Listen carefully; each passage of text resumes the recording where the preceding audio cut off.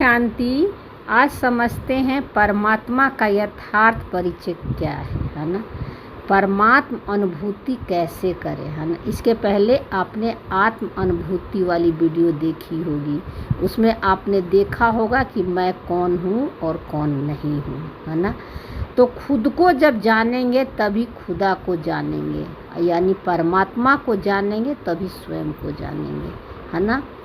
परमात्मा को अनुभव करने के लिए स्वयं को जानना बहुत ज़रूरी है, ठीक है, कि मैं कौन हूँ और कौन नहीं हूँ।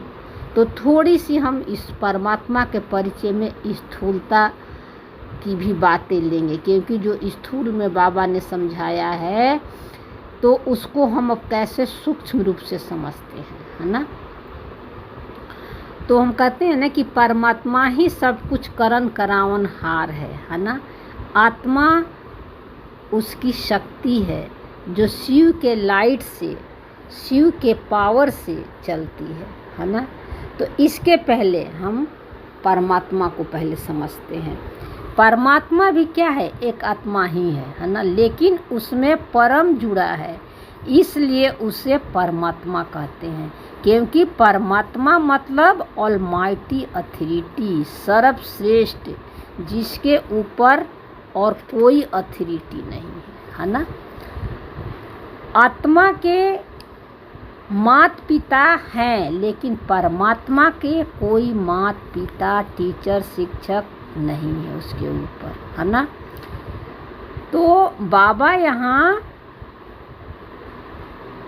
ये बताना चाहते हैं कि परमात्मा कैसे सर्व आत्माओं का पिता है ना। शरीर का पिता नहीं है, आत्मा का पिता है ना।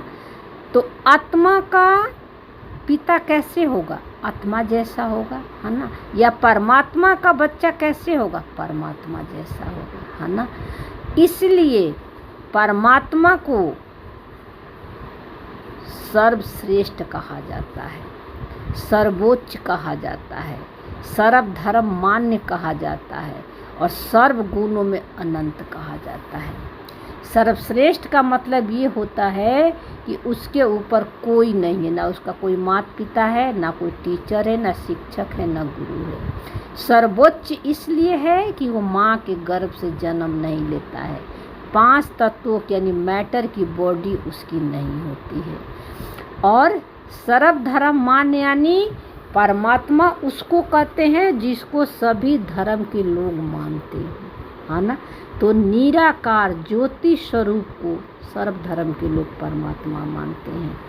और सर्व गुणों में अनंत यानी परमात्मा ज्ञान का सागर है, शांति का सागर है, प्यार का सागर है, उसके बहुत अनंत गुण हैं, है ना। और वो सागर है, तो सागर से हम कितना भी ले सकते हैं। क्या ले सकते हैं, गागर भर सकते हैं। आत्मा गागर है और परमात्मा सागर है ना। तो परमात्मा जो है, इसलिए परमात्मा को ज्ञान का सागर कहा जाता है, क्योंकि अथाह है, कहाँ से शुरू कहाँ से ख़त्म, ये इसका आदि है ना अंत है। तो वो गुणों में अनंत है ना। तो और दूसरी परमात्मा के नाम में ही उसकी पहचान छिपी हुई है ना। परमात्मा को हम क्या कहते हैं, परमात्मा क्यों कहती है, तो आपने समझ लिया परम क्यों जुड़ा है ना। और दूसरा चीज़ इसको भगवान भी कहते हैं, है ना। भगवान मतलब भ मतलब भूमि, ग मतलब गगन, व मतलब वायु, व मतलब अग्नि और न मतलब नीर, यानी जो 5 तत्वों यानी पृथ्वी, आकाश, धरती, वायु और जल, जो 5 तत्वों को बॉडी नहीं लेता है, उसी को हम भगवान कहते हैं, है ना। ये नहीं कि 5 तत्वों से पार रहता है उसको हम भगवान कहते हैं, नहीं। इसका मतलब ये है कि वो 5 तत्वों का शरीर नहीं लेता है ना। माँ के गर्भ से जन्म नहीं लेता है, इसलिए उसका कोई कर्म बंधन नहीं है और इसलिए वो जन्म मरण में भी नहीं आता है ना। शरीर ना लेने के बावजूद भी लेकिन उसका नाम भी है, रूप भी है, गुण भी है और कर्तव्य भी है ना। उसका नाम क्या है? सदाशिव। यहाँ हम थोड़ा स्थूल में समझ रहे हैं, क्योंकि स्थूल को ही अब हम सूक्ष्म रूप से समझ रहे हैं, ठीक है ना। शुरू में हमने इसी तरह ज्ञान को समझा था। तो बाबा ने जैसे उसका नाम है सदाशिव, तो सदाशिव का मतलब क्या है? मंगलकारी, कल्याणकारी। वो सदा निरंतर सबका कल्याण ही और मंगल करता है। अब कल्याण की भावना उसमें है ही नहीं। और नाम किसका है? सदाशिव।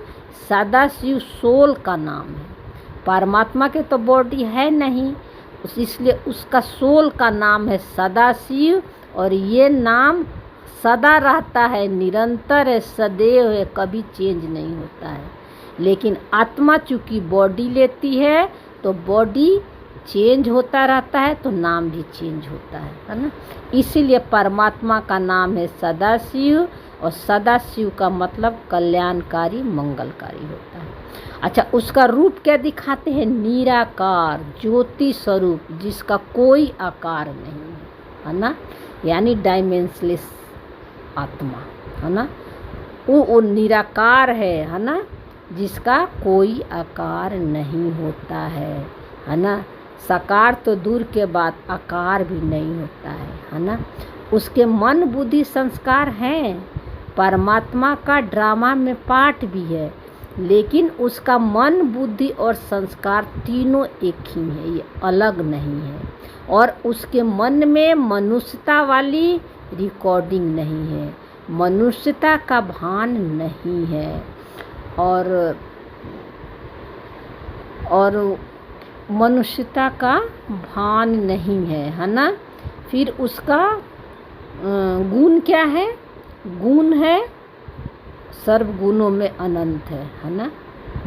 सागर है वो, गुणों का सागर है, भंडार है वो, गुणों और शक्तियों का भंडार है वो है ना। उसकी गुण और शक्ति कभी कम और ज़्यादा नहीं होती है ना। क्यों? क्योंकि उसकी पावर हमेशा, उसकी जो शक्ति है हमेशा पावरफुल ही रहता है। क्यों रहता है पावरफुल? क्योंकि वो जन्म मरण में नहीं आता है, बॉडी नहीं लेता है ना। मैं और मेरापन का भान नहीं है, वो हमेशा प्योर ही है, पवित्र ही है। उसकी पवित्रता कभी कम नहीं होती, इसलिए उसकी गुण और शक्तियाँ कभी कम या ज़्यादा नहीं हो सकती है, नहीं होती है ना। इसीलिए वो गुणों का सागर है। और उसका स्थान कहाँ बताते हैं? परम धाम। परम धाम यानी हाईएस्ट स्टेज। कभी वे परम धाम के स्थिति से नीचे नहीं आता है, हमेशा वो हाईएस्ट स्टेज में ही रहता है ना। उसकी प्यूरिटी इसीलिए कभी कम नहीं होता है। इसीलिए परमात्मा आत्मा के सत्य पर ही लाइट शाइन करता है। क्यों? क्योंकि वो प्योर है, तो प्योर को ही देखता है। उसमें अप्यूरिटी है ही नहीं, अपवित्रता है ही नहीं, इसीलिए वो पाठ को नहीं देखता है, सिर्फ और सिर्फ आत्मा को देखता है। और उसका कर्तव्य क्या है? वे आत्मा को माइंड बॉडी से अलग करके उसके सत्य स्वरूप में सेट कर देता है। और उसका सत्य स्वरूप क्या है? परमात्मा का गोद, कंबाइंड स्वरूप, परम धाम की स्थिति, अनादि स्वरूप, डेड साइलेंस, ये सब उसका कर्तव्य है। यानी आत्मा को इस सेट पर सेट कर देता है संगम रूप पे, ये उसका कर्तव्य है ना। वो आकर आत्माओं को जगाता है, आत्मा को जगाकर उसका तीसरा नेत्र खोलता है ना। ये परमात्मा का कार्य है। वो किसी के ड्रामा को चेंज करने या बदलने के लिए नहीं आता है ना। वो आत्मा को जगाने आता है ना। और जगाकर आत्मा को उसके साइलेंस को दिखाता है, डेड साइलेंस को के सीट पर सेट कर देता है यानी कहता है कि तुम मेरे जैसी हो है ना। तो वे आत्मा को मुक्ति और जीवन मुक्ति का रास्ता बताता है ना। शॉर्ट में हमने थोड़ा सा परमात्मा का स्थूलता में परिचय दिए, है ना। अब हम आगे नेक्स्ट वीडियो में समझेंगे कि संगम युग पर परमात्मा क्यों आता है, और आता है तो वो क्या कार्य करता है ना। वो कैसे आत्मा को सेकंड में मुक्ति और जीवन मुक्ति का अनुभव माइंड बॉडी में रहते हुए करा देता है ना। इसको हम नेक्स्ट वीडियो में समझेंगे। ठीक है। ओम शांति।